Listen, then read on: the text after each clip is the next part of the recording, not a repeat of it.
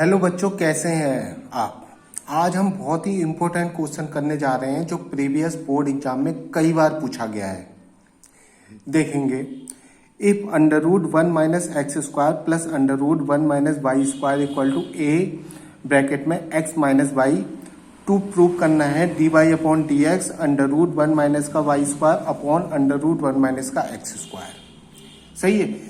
अब देखो, इसको हम डायरेक्ट डिफरेंशिएट नहीं करेंगे। अगर हम इसको डायरेक्ट डिफरेंशिएट करने बैठ गए ना तो ये हमारा क्वेश्चन बहुत ही कॉम्प्लिकेटेड हो जाएगा और कभी भी हम ये नहीं ला पाएंगे, कभी भी हम ये नहीं आ पाएगा, हमारा कभी भी सॉल्व भी नहीं हो पाएगा हमारा।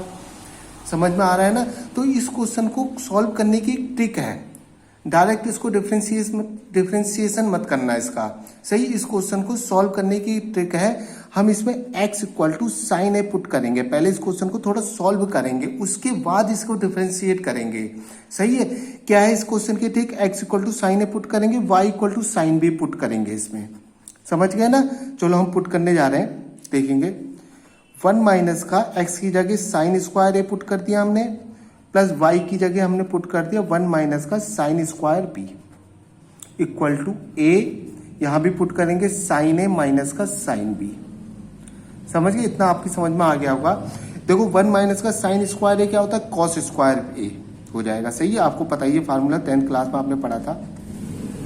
प्लस का 1 - साइन स्क्वायर बी क्या हो जाएगा, कॉस स्क्वायर बी। समझ गए, equal to A sine A, इसको ऐसे लिख दिया माइनस का साइन बी।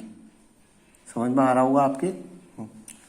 आगे देखेंगे, देखो ब्रैकेट से बाहर निकल जाएगा ये, अंडर रूट से बाहर निकल जाएगा तो ये कॉस ए हो जाएगा, ये अंडर रूट से बाहर निकल जाएगा कॉस बी हो जाएगा, equal to A sine A minus sine B. अब इसमें देखो cos A plus cos B का फार्मूला लग जाएगा, 11th क्लास में आपने पढ़ा होगा ये फार्मूला। सही है। और इधर sign A minus sine B का फार्मूला लग जाएगा। सही है। 11th क्लास में ट्रिग्नोमेट्री फंक्शन वाला जो चैप्टर था उसमें ये फार्मूले दे रखे हैं सारे के सारे। 11th क्लास में आपने ये फार्मूले पढ़ रखे हैं, cos A plus cos B का, और यहाँ sign A minus sine B का फार्मूला लग जाएगा। सही है। क्या होता है, देखो cos A plus cos B का फार्मूला लगाएंगे यहाँ, ये होता है 2 cos ए प्लस बी अपॉन 2, पढ़ा होगा, याद आया होगा आपको, 2 cos ए प्लस बी अपॉन 2 और cos A minus B upon 2। सही है, यहाँ ये लग गया इक्वल टू ए, इधर sign A minus sine B का लग जाएगा। देखो क्या होता है वो 2 cos ए प्लस बी अपॉन 2। सही है, sign A minus B upon 2। सही है, यहाँ इसका फार्मूला लग गया। सही है, यहाँ cos A plus cos B का फार्मूला लगा दिया, इधर sign A minus sine B का मैंने फार्मूला लगा दिया। 11th क्लास में हमने ये पढ़ रखा है फार्मूला। सही है। अब देखेंगे, देखो 2 cos ए प्लस बी अपॉन 2, 2 cos ये आपस में कैंसिल हो गए। सही है। क्या बचा हमारा, देखो cos A minus B upon 2। सही है, यहाँ ये बचा, देखो cos A minus B upon 2 equal to A sine A minus B upon 2, ये बच गया। सही है, इसको इसके अपॉन में ले लेंगे। सही है, अभी हमने डिफ्रेंशिएट नहीं करा, अब इसको सॉल्व कर रहे हैं हम। अब इसको इसके अपॉन में ले लेंगे। देखो cos A minus B upon 2 ये है, अपॉन में sign A minus B upon 2 ये आ गया। सही, इधर ए रहने दिया खाली। सही है, इधर हमने कांस्टेंट रह दिया, इसको इसके अपॉन में ले लिया। देखो तो ये क्या बन जाएगा, कॉस और साइन क्या होते हैं, कॉट। सही है, कॉट बना लिया इन्होंने, ये हो गया cot A minus B upon 2 हो गया इक्वल टू ए। एक काम करते हैं, कॉट को इधर भेज देते हैं तो इनवर्स बन जाएगा। सही है, इतना आपको पता ही है, इनवर्स ट्रिग्नोमेट्री फंक्शन में आपने पढ़ा है। ए माइनस बी अपॉन 2 ये हो गया कॉट इनवर्स ए हो गया। सही, 2 को भी इधर भेज देते हैं, A minus B equal to 2 cot inverse A. सही, ये हो गया हमारा। ए और बी की वैल्यू डालते हैं। देखो ए और बी की वैल्यू क्या होगी, देखो x इक्वल टू साइन ए माना था ना हमने, तो a इक्वल टू क्या हो जाएगा, साइन इनवर्स x, और b की अगर वैल्यू निकालूंगा तो साइन इनवर्स y हो जाएगा। सही है, a और b की वैल्यू पुट कर देते हैं यहाँ से। देखो x equal to sine A put करा था, a की वैल्यू निकालेंगे तो साइन इनवर्स x हो जाएगा ना, इनवर्स ट्रिग्नोमेट्री फंक्शन में आपने पढ़ा है।